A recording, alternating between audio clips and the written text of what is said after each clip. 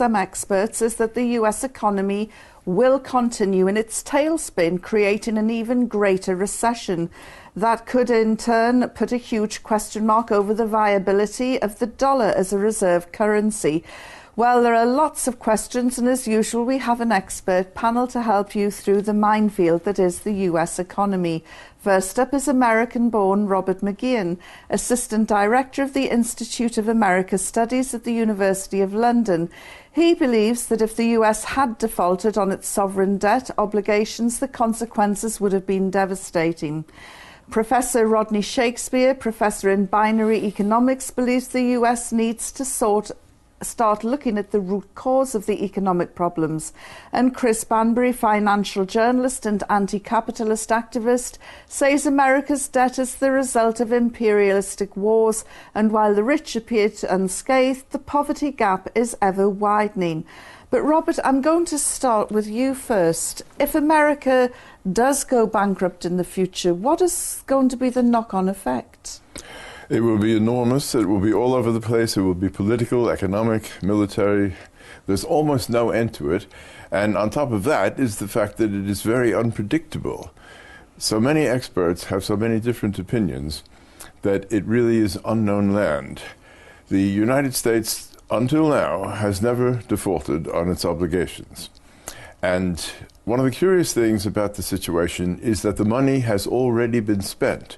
Congress, which raises money in the United States, the president doesn't have any by himself, has already authorized and entered contractual agreements and other ongoing obligations to the military and retirees and medical people that this will continue. And so it must continue, or default is automatic.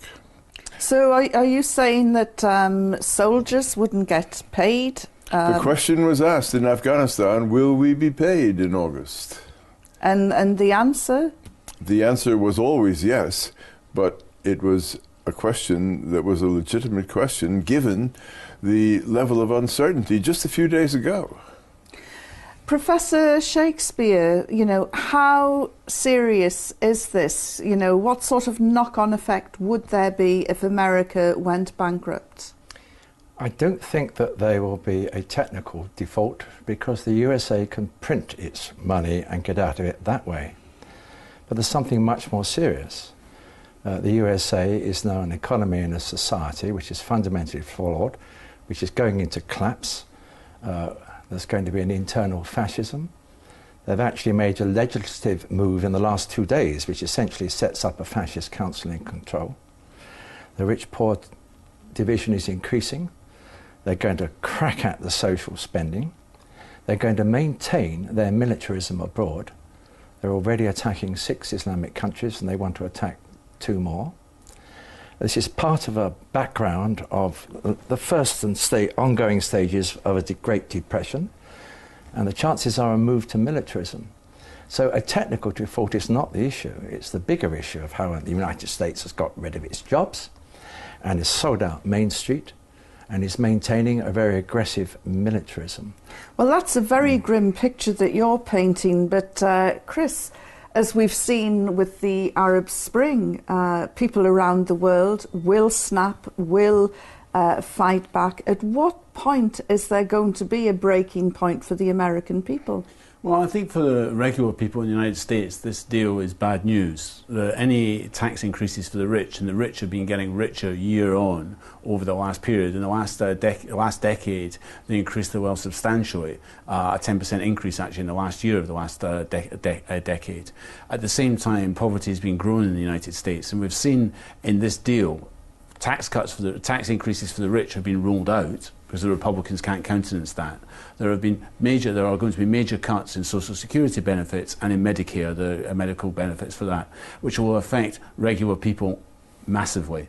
They're going to carry the burden of these cuts. And I think you've got to question why this is happening. There wasn't actually a problem with American bonds before last week. They were growing. There wasn't a collapse in the American bond market. American state finances were relatively good. I think that Obama has used this to drive through an agenda which has been in Wall Street's eyes for a long time, and this is happening elsewhere. It's been happening in Europe, which is to, Naomi Klein wrote about this in a book called The Shock Doctrine. They'd use a crisis, construct a crisis, and then use this to push through further measures, privatization, taxing, more further taxing on poor people, and the majority of the population actually cuts in spending. And the one thing that is not going to be cut is military spending. There's been talk about it, but they're not going to cut it because the money has been spent and it's guaranteed above inflation. Military spending in the United States has increased for the last 13 years, a 70% increase over those 13 years. We're back with Texas Congressman Ron Paul. Senator Gregg said that the United States is going bankrupt and that Obama is going to bankrupt the United States of America. Do you believe that, Congressman? Not quite, because I think it's already bankrupt. It's insolvent. We couldn't pay our bills. The official declaration hasn't been done yet, but we couldn't pay our bills. Everything we pretend that we owe, there's no cash flow to pay for all the bills. If we sold every acre of land in this country, I don't even think we could pay our bills. So yes, the bankruptcy of America is here, and I think this financial crisis should lend itself to our benefit in that people will become outraged and maybe demand some changes here in Washington. When you say we can't pay our bills, I mean, what does that even mean? I mean, people, you see, it doesn't affect people that they realize now that the new number is $116,000 for every family of three. $116,000 every American family now owes. People just think, well, we're not going to have to pay that. It'll just roll over into something else. Right. No, if you can't pay your bills, you have to go out and borrow it or work harder, and everybody understands that. When a government can't pay their bills, they don't have the money. The tax revenues are going down, the bills are going up, and we don't slow up on the spending. We quadruple the amount of spending. But they have a printing press, and they print the money. People still have a trust in the dollar, so they pay the bills that way, which is deceitful and wrong. Well, and this is why I think, go ahead. Well, I was just going to say that the thing is, I mean, if you saw last week, when they started monetizing our debt, which America means taking an IOU from one pocket, giving that IOU to the Treasury prints $1 trillion, then hands it to the other hand and says, oh my gosh, look at the money. Oh, can we borrow that? I mean, it's crazy talk. Gold went up like $78. That was people freaking out. But what they will say is the rest of the world is in worse shape than our dollar is. And so we're fine. We're going to be fine. Everybody else is going to collapse before we do. Well, that isn't the case, but this is an opportunity for us because for a long time I've been saying that we need more transparency of the Federal Reserve because they were creating the bubble. We could have prevented this, but they didn't listen. The crisis has come, but now the people are much more alert, and they're saying, yes, that makes a lot of sense. We do need to know what the Fed is doing, and that's why they support my position on transparency. What is it we can do? What is it that actually people in Washington fear? Because I don't think they fear anything. They don't fear a scandal. They don't fear anything. They fear truth. If the truth comes out, they can't handle that. What can the average person do to let the people in Congress know, hey, you work for me? Everybody's job is different. It might be running for Congress, supporting candidates, calling their congressman, doing whatever. In my own little way, for these many decades, it's been dealing with the monetary system because I thought it was the big issue. And I'm working right now on a precise piece of legislation, H.R. 1207, which would demand that the Fed open up their books. They have not had to do that. They're protected by the law. So that is something I can do. Others could help me if we get to Congress. The people want that. I would. H.R. 1207. Congressman, thank you very much. It's already bankrupt. The official declaration hasn't been done yet, but we couldn't pay our bills. Everything we pretend that we owe, there's no cash flow to pay for all the bills. If we sold every acre of land in this country, I don't even think we could pay our bills. So yes, the bankruptcy of America is here and demands some changes here in Washington. And I'm working right now on a precise piece of legislation, H.R. 1207, which would demand that the Fed open up their books. They have not had to do that. They're protected by the law. Demand some changes here in Washington. When you demand some changes here in Washington.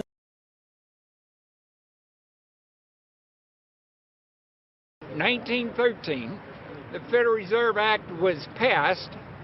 Floor of the House, where 3 members of Congress were on the floor, At that time, they only needed a majority of votes to pass it.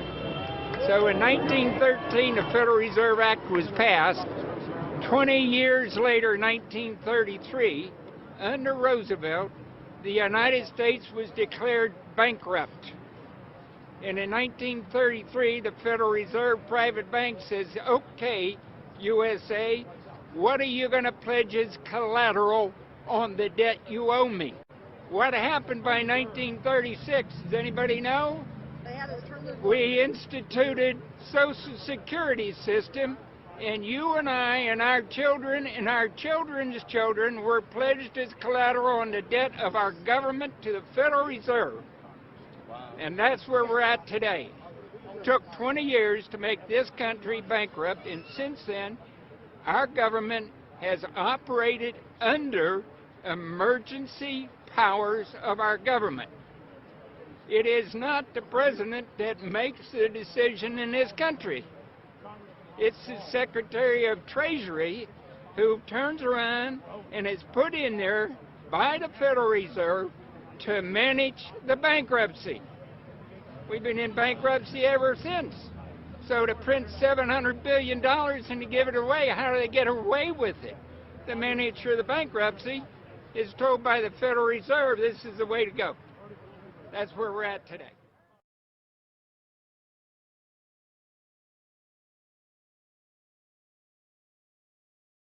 Big day for the people in the city of Stockton, California, because members of their city council, they're going to be in federal court for the first time since filing for bankruptcy. That is right. The city is broke, in debt, wants protection from the creditors. And here's the important part. Stockton, California, it is the biggest city in American history to file for bankruptcy. I want to talk about this with Clyde Anderson. He's a financial expert who's following this story very closely. Clyde, good to see you. And in person here, of course. Yes. I want our viewers to take a look at the cities that have filed for bankruptcy, this map that we have here. They're all over the country. We're talking about New England, the Deep South, now the 300,000 population, the city of Stockton, California. So tell us what happened, first of all, in Stockton. Well, I think it's a combination of things. You know, I hate to call it the perfect storm, but it's a bad situation because what happened is mismanagement of funds. You had an economy that just went awry. You had the housing market that bust. And a lot of people, you know, they put a lot of investment on the boom of the housing market. So Stockton was going to be the place where it was kind of that suburb of San Francisco. People were going to go to, and it was going to boom. So they spent a lot of money on new entertainment venues. They built a new city hall. They did all these investments, and they used bonds to buy them that they didn't pay off. So what happens now that the city is bankrupt? What does that mean for the people who live there? Basically, what it means is they're cutting pensions. They've already cut a lot of the police force. They've cut a lot of the fire department. A lot of the city workers have lost jobs. So now what happens when you cut pensions is people that have retired that were promised pensions for the rest of their retirement now lose that. And so now you have a lot of people without health care, without health benefits, and without that pension. And so now you also have crime on the rise because we've cut the police and we've cut the fire. So it's a situation where people are worried now about their protection. Are we going to be safe here in the city? And then you got the housing situation that's there. So if you were in a city and you suspected that your city, your town is not doing well, it potentially could go bankrupt, would there be anything that you could do to actually protect yourself? Well, I mean, I think right now the thing is to be prepared. Read all the information. You know, we can't get away from politics as far as once we elect people, just let them be and do what they do. We've got to kind of oversee that. And so now the situation is you need to be on tap of what's going on.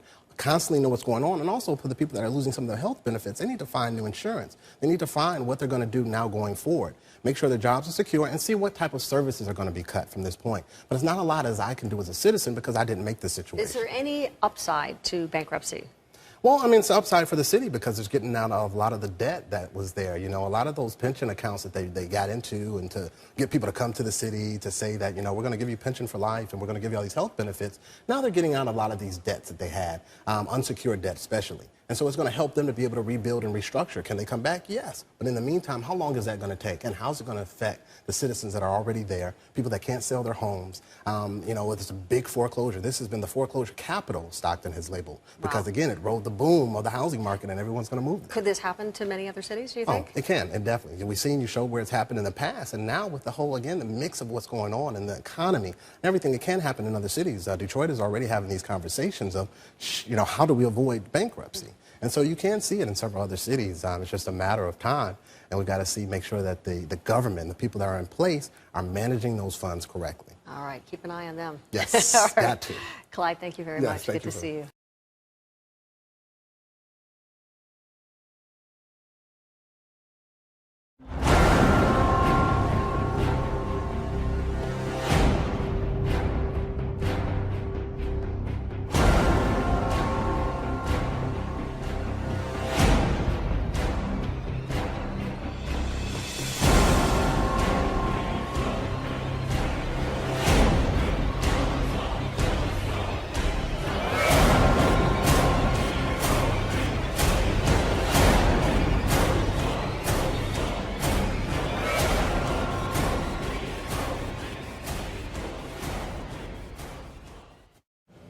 Today I authorize the emergency manager for the City of Detroit to seek federal bankruptcy protection.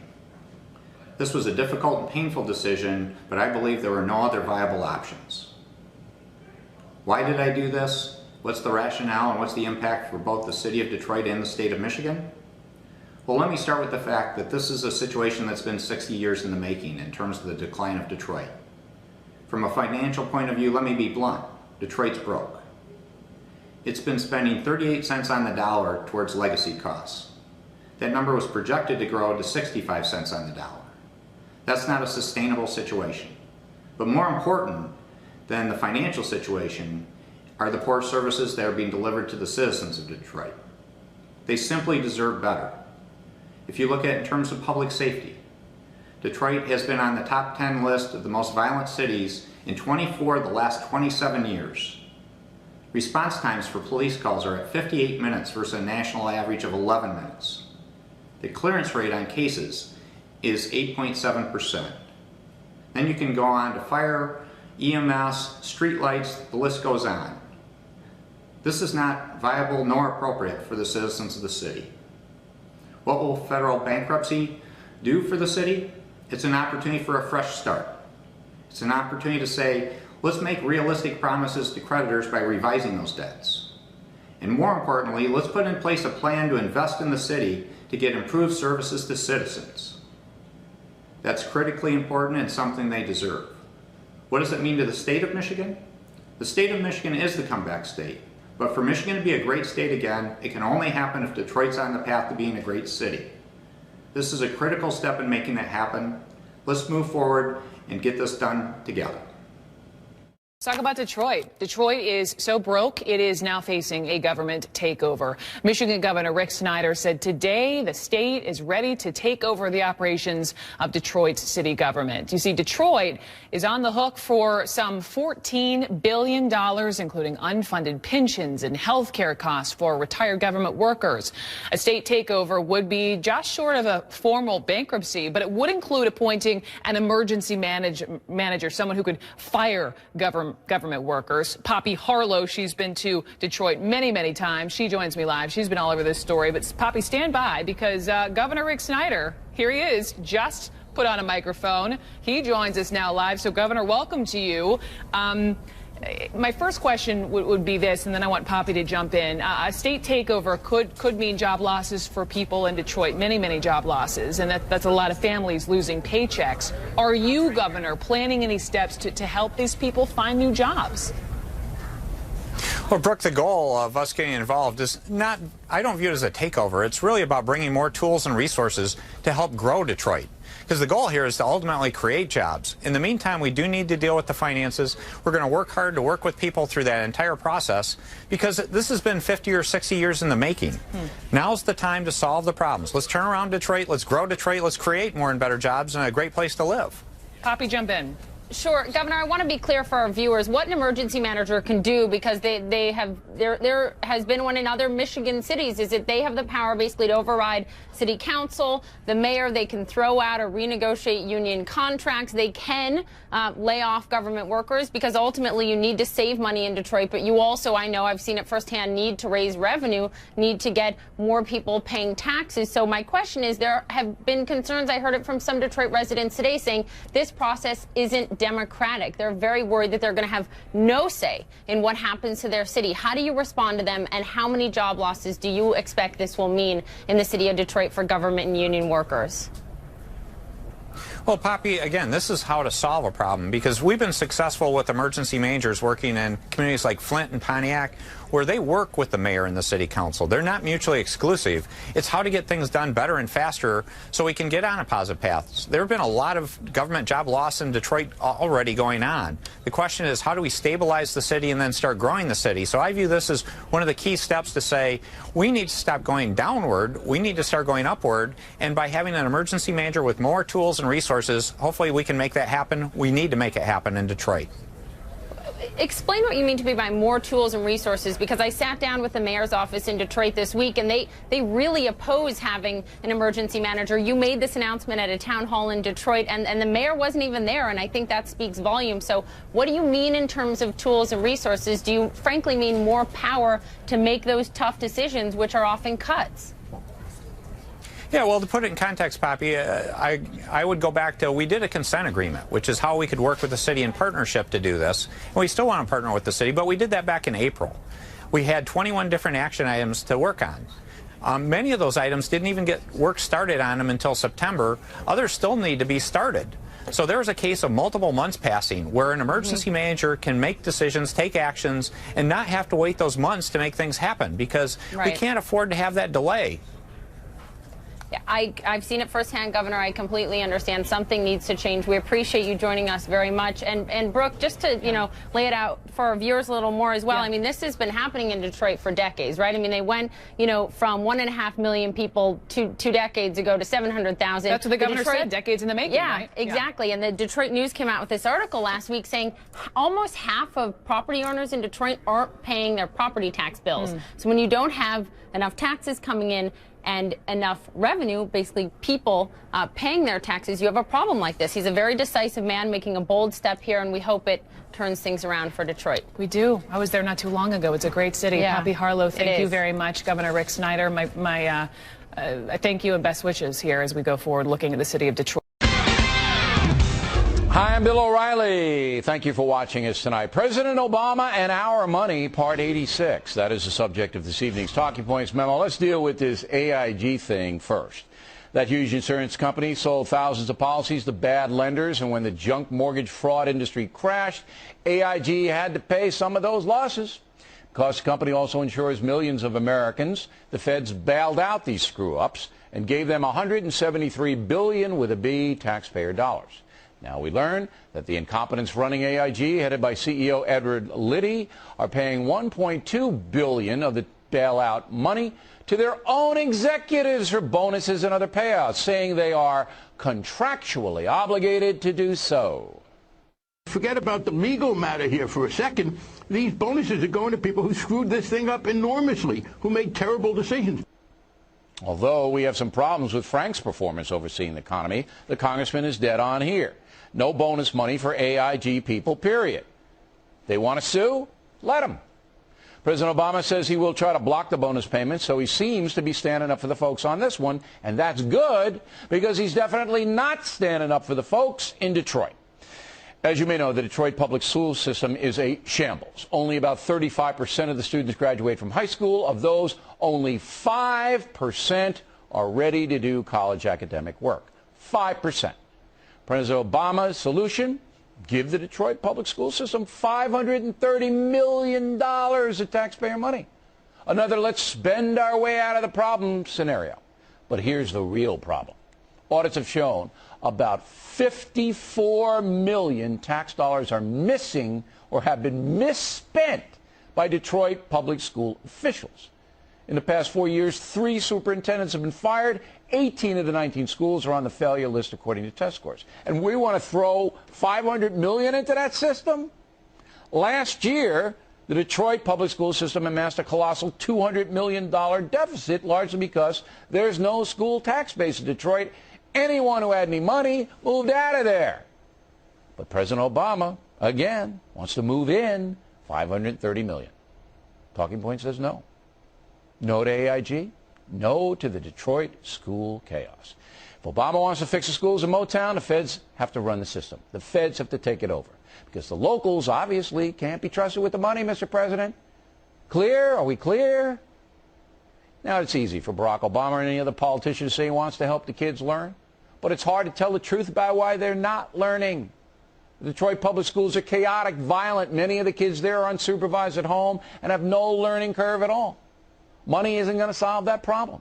Discipline and honesty might mitigate it, but with derelict parents, it's just about impossible to impose academic skills. President Obama continues to simply throw money at complicated problems. He will bankrupt the USA, and we will all suffer greatly. Honesty and accountability is required, not rampant government spending. And that's the truth. That's the memo. In this country, a major American city teetering yet again on the brink of bankruptcy. Michigan's governor now moving closer to taking over the city of Detroit to save it from financial ruin. It's deep in the hole, folks. Detroit borrowing money to stay afloat, adding to its more than $14 billion of debt. Much of that coming from pensions and health care costs for retired workers. Stuart Varney, host of Varney & Company on the Fox Business Network. Stuart, what's the option here? Because the Republican Governor Snyder has about 30 days to decide what. Okay, you used the expression Detroit financially ruined. It is already financially ruined. And Bill, to answer your question directly, it seems like there are two options here. A bailout from the state or from the feds, that means more money flowing into Detroit from outside, or bankruptcy, where a judge would decide who gets what. Let me fill in the blanks here. Detroit cannot manage itself. It cannot meet its current bills. It can't meet its payroll. It's literally weeks away from just totally running out of money. And as you said, it's got $14 billion worth of debt, which it hasn't got a prayer of repaying. So the governor of Michigan, he's got 30 days to appoint an emergency financial manager. That manager would take all financial decisions for the city of Detroit. That's where the options come in. What could that manager do? He could look for a bailout, money from Michigan or from Washington, D.C. That would be essentially a bailout of sorts. Or he could take the bankruptcy option. That would send a shiver down the spine of the unions, because a judge would decide, do the unions get the pensions which they're committed to receive? Did you say $14 billion? Yes. Oh. Now, that's their outstanding debt plus their unfunded liability to pay the pensions of retired government workers. I got you. Okay, so I had a figure here of $327 million.